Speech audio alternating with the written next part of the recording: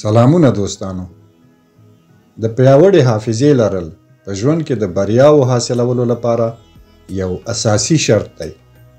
نو په همدې دلیل مو نننۍ ویډیو د دې لوی نعمت په باب د دې وړتیا د لرلو د ګټو د کمزوريوالي د زیانونو او بالاخره په دې هکله جوړه کړې ده چې څنګه خپل دغه مهم انساني قابلیت پیاوړی او له ښېګڼو یې ګټه پورته کړو. که تر آخره را سره اوسئ نو ګټه به مو کړې وي. د پیاوړې حافظې ګټې: اول، آسان یادول یا زده کول. پیاوړې حافظه مرسته کوي چې درسونه او بیلابیل معلومات په آسانۍ او په ښه ډول یاد او زده کړئ. دوهم، ښه تصمیم نیول. پخوانۍ تجربې مو په یاد پاتې دي او د هغوی په مرسته آسانۍ سره نوې ضروري پریکړې کوئ. دریم، په ښه ډول د خپلو کارونو سرته رسول. ورځنیو کارونو کې مو تمرکز زیاتیږي او په سرعت سره هغوی ترسره کوئ. څلورم، د ټولنیزو اړیکو پیاوړي کول. پیاوړې حافظې سره د خلکو نومونه، مخکینۍ خبرې، کیسې او اړیکې مو ښه په یاد دي چې دا مو خلکو سره په اړیکو ښه اغیزه کوي. پنځم، د ذهني سلامتۍ بهتره کېدل. د حافظې تمرین او تکړه کول دماغي یا ذهني روغتیا ته ډیره ګټه رسوي او ورسره تر ډیره وخته ځوان پاتې کیږئ. او که برعکس حافظه کمزوري وي نو لاندې زیانونه لري. اول، درسونه نه زده کیږي، معلومات هیریږي او زده کړو کې خفه کوونکی خنډ رامنځته کیږي. دوهم، د تیرو تجربو هیریدل د نوو غلطو پریکړو د کولو سبب کیږي.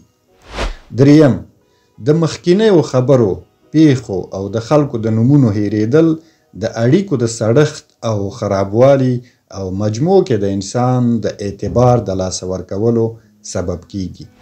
څلورم، هیرول موږ کې ذهني فشار زیږوي، اندېښنې زیاتوي او ناهیلۍ سره مخ کیږو. پنځم، د حافظې کمزوري کېدل د بې وخته زړښت سبب هم کېدی شي او د الزایمر ناروغۍ باندې مو اخته کولی شي. د حافظې د پیاوړي کولو او یادو شوو ستونزو څخه د خلاصون لپاره پوهان د ډیرو لارو چارو سپارښتنه کوي چې موږ د هغوی ټولو څخه 3 بهترینې طریقې یا تمرینونه تاسې ته غوره کړي دي. دا تمرینونه ډیر ساده دي خو که تاسې هغوی په پرله پسې ډول ترسره کړئ نو لنډه موده کې به د پیاوړې حافظې خاوندان شئ.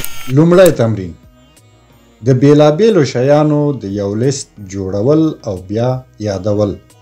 تفصیل: دا تمرین ستاسې د لنډمهاله حافظې لپاره ګټور دی. ماغزه مو د ډیرو توکو او یادښتونو ساتلو لپاره هڅوي. طریقه: اول، یو لیست جوړ کړئ.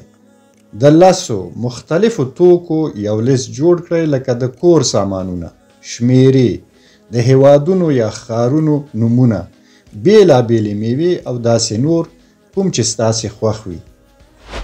دوهم، لوستل. لیست څو ځلې وګورئ، ولولئ او هڅه وکړئ هغه په ذهن کې یاد وساتئ. دریم، کاغذ یا کتاب بند کړئ او بیا دغه ټول شیان له یاده په یوې ځانګړې کتابچه کې ولیکئ. څلورم، تکرار. دا تمرین هره ورځ ترسره کړئ او په لیست کې د لیکل شوو شیانو شمیر ورو ورو زیات کړئ. دې سره به ستاسې حافظه ډیره فعاله شي او تاسې به وکولی شئ آسانۍ سره ډیر شیان په یاد کې وساتئ. دوهم، د ذهني فلم جوړول. د لیدلو او بیا تصور کولو تمرین. تفصیل: دا تمرین به د حافظې هغه برخه فعاله کړي چې د انځورونو او تخیلي معلوماتو سره کار کوي. د حافظې په برخه کې پوهان دا تمرین د مقناطیسي حافظې تخنیک بولي. طریقه: اول، یو شی وټاکئ. مثلا ستاسې په خونه کې د موجودو شیانو ترتیب، د ژوند یوه پیښه یا د کوم فلم یوه صحنه. دویم، مشاهده وکړئ. د انتخاب شوي ځای، پیښې یا فلم ټول تفصیلات په غور وګورئ. رنګونه، شکلونه، ځایونه، غږونه او داسې نور جزئیات. دریم، په ذهن کې انځور کړئ. اوس خپل سترګې پټې کړئ او هغه ټول څه چې مو ولیدل په ذهن کې انځور کړئ. هڅه وکړئ ټول جزئیات په یاد ولرئ او همغسې یې تصور کړئ. څلورم، تکرار کړئ. دا تمرین څو ځلې تکرار کړئ او د هر ځل تکرار پر مهال هڅه وکړئ نوي جزئیات هم ومومئ او ورزیاتې کړئ. اضافي نکته: دا تمرین د ذهني نقشې یا پلان جوړولو لپاره هم کارول کیدای شي چې په تعلیمي موضوعاتو کې ډیر زیات ګټور دی. دریم، د سپیس ریپیټیشن یا فاصله تکرار تمرین، مطالعه او یاداشت کول. که ځینې معلومات داسې دي چې موږ د لنډ وخت او د خاصې اړتیا لپاره زده کوو، نو ځینې بیا داسې دي چې باید د ډېرې اوږدې مودې لپاره زموږ په ذهن کې په یاد پاتې شي. زموږ د حافظې ځانګړتیا داسې ده چې که موږ له خپلو زده کړو توکو څخه د مسلسل وخت لپاره استفاده نه کوو، نو حافظه هغه زموږ د یادښت له ساحې لرې کوي او بل ځای کې یې زیرمه کوي، خو زموږ له یاده وځي. د دې سیستم د ماتولو او د اوږد وخت لپاره د معلوماتو د یاد ساتلو لپاره یوه ګټوره طریقه کاریږي چې هغې ته سپیس ریپیټیشن یا فاصله ایز تکرار وایي. تفصیل: دا تمرین په ځانګړې توګه د اوږدمهاله حافظې پیاوړتیا لپاره دی.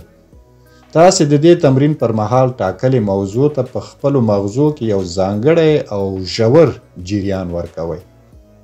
د دې جریان په مرسته تاسې دغه معلومات له لنډمهاله حافظې څخه اوږدمهاله حافظې ته استوئ یا انتقالوئ. د اوږدمهاله حافظې څخه مطلب دا دی چې دغه موضوع یو څه وخت وروسته هیریږي نه، بلکې د ډېرې اوږدې مودې لپاره ستاسې په یاد کې پاتې کیږي. طریقه: اول، موضوع وټاکئ. د یوې موضوع متن، شعر، مقاله یا په ټوله کې هر هغه څه چې غواړئ اوږد وخت لپاره یې په یاد وساتئ، هغه غوره کړئ. دوهم، په غور لوستل. متن په لوړ غږ ولولئ یا یې په ذهن کې تکرار کړئ. هڅه وکړئ د هرې جملې په معنا ځان پوه کړئ. دریم، یاداشت کول. هغه څه چې لولئ یې وروسته بیا په خپله کتابچه کې په خپلو الفاظو ولیکئ. څلورم، د تکرار پروسه. هڅه وکړئ د متن لوستلو او لیکلو ترمنځ وخت یا واټن زیات کړئ، لکه لومړی هره ورځ، بیا هره اونۍ، بیا هره میاشت او داسې نور. وضاحت: غوره کړی متن یا معلومات یو څو ورځې پرله پسې ولولئ او لکه څنګه چې وویل شول ویې لیکئ. بیا 2 یا 3 ورځې دمه وکړئ او تر هغې وروسته بیا دغه زده کړه د 2 یا 3 ورځو لپاره بیا تکرار کړئ. بیا هفته دمه وکړئ او تر هفتې وروسته بیا د 2-3 ورځو لپاره دغه عمل تکرار کړئ. بیا میاشت دمه وکړئ او بیا د 2-3 ورځو لپاره بیا دغه عمل تکرار کړئ. بیا 2 میاشتې او ورپسې 4 میاشتې.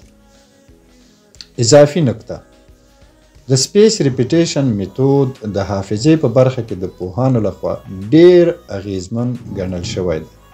که غواړئ دا تمرین لا مؤثر شي، هڅه وکړئ لیست په یوه کیسه یا منظمه طریقه سره ترتیب کړئ، لکه د زنجیري تړاو میتود. زنجیري میتود هم د زده کولو او یاد ساتلو لپاره ډیره ګټوره طریقه ده او موږ به کوشش وکړو په راتلونکي کې یوه ویډیو پرې جوړه کړو، خو د اوس لپاره همدومره بس دی. په خپل ځان پام کوئ. الله مو مل شه.